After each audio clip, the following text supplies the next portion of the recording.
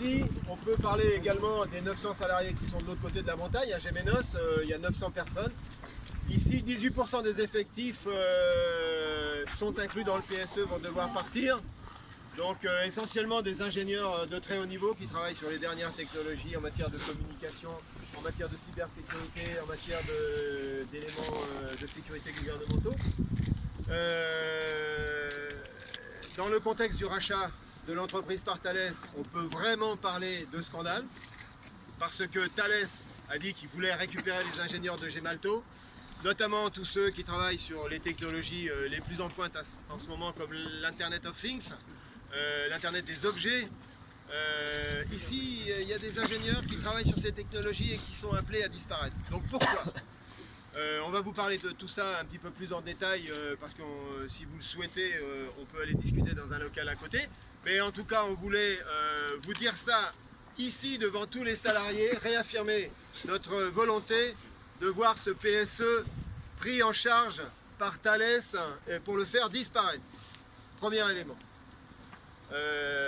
Deuxième élément, on peut dire que Gemalto fait encore des bénéfices et largement. On s'est fait confirmer que la carte SIM, qui elle commence à diminuer effectivement, ne constitue que 33% des revenus de l'entreprise, donc du groupe, et bien sûr. Donc pourquoi se séparer de ces ingénieurs qui pourraient facilement être recyclés dans tous les autres secteurs de l'entreprise, qui sont nombreux à monter en puissance, on va en avoir besoin. Ça c'est le deuxième élément. Et enfin, le bassin d'emploi de la région est quand même assez limité.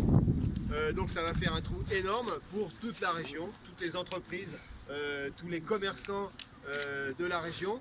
Et ça c'est quelque chose qu'il faut signaler très fort. Je ne vais pas parler très longtemps, je vais laisser la parole à mes collègues. Mais voilà, merci d'être venus nous soutenir dans notre démarche. Bravo! Bravo!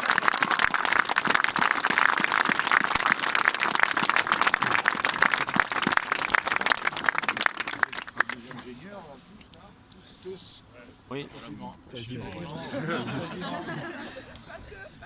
Pas que.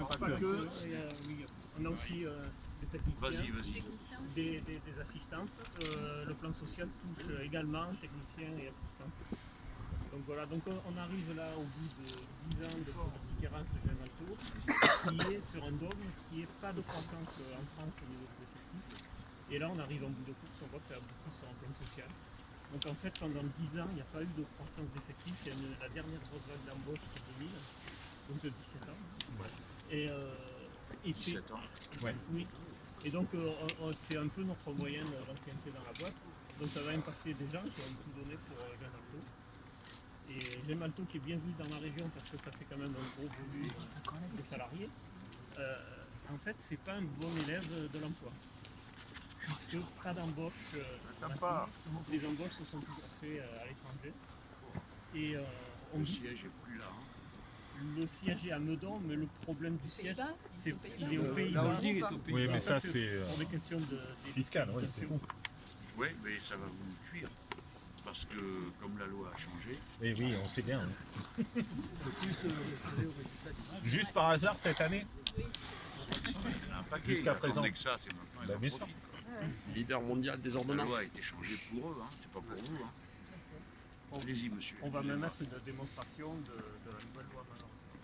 L'application. Oui, parce que donc le groupe fait des bénéfices et il a été construit pour des raisons fiscales, entre autres, un résultat négatif sur la SA, donc les Français. Donc ils profitent de ce résultat négatif pour raison sociale en France. Négatif juste cette année en plus. Ouais. Oui. Négatif juste cette année. L'année dernière, elle était bénéficiaire. Et les alors, autres comment années ils ont fait précédentes. ça, ils ont augmenté le prélèvement sur. Bah déjà ici, on a des gens qui travaillent pour le monde entier. On ne travaille pas que pour le marché français, nous, on est une société globale. Et par contre, les salaires, ils n'impactent tout que sur l'activité française. Du coup, il n'y a pas de redistribution en gros de nos cours. C'est une dévalorisation d'actifs. Du groupe. Une dévalorisation d'actifs consécutive Excuse-moi, mais non, à la c'est pas les soi-disant salaires baisse. qu'ils impliquent ici. Les salaires des Français Oui, qui travaillent pour. Ici, c'est beaucoup de R&D. d'accord. Donc Ils ils vont travaillent pour travailler l'Oréal, pour des entendu. business à D'accord, ça y est, Singapour, j'ai voilà. Ok, ça y est. Tout est chargé sur la France. En fait, on Alors, a une maison, on a une entreprise, une entité qui s'appelle s'appelle GIS, Gemalto International Services.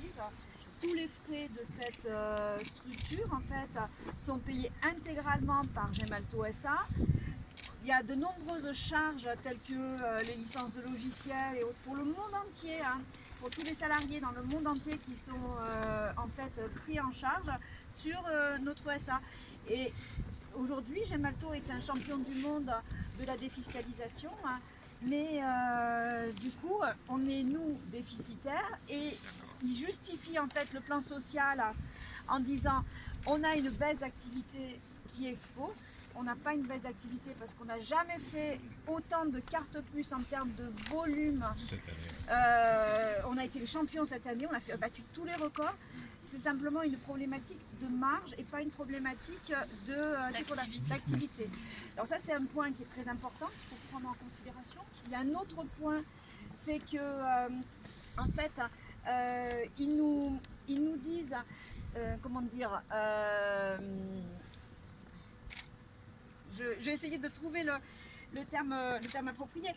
Ils ont passé le message en fait au niveau des politiques, au niveau du MEDEF, que comme cette activité de CIM allait se réduire, eh bien ils allaient simplement réduire les équipes de vente et de marketing et basta. Et en fait, quand on regarde le plan, les équipes les plus impactées, ce sont des équipes d'ingénieurs qui se dispatchent dans toute l'entreprise. Et c'est un vrai savoir-faire qui va être tué. C'est financier. C'est complètement financier. Et en fait, ici, c'est ici et sur Gémenos et sur Meudon d'où sortent plus de 90% des brevets. Il faut bien garder ça en tête.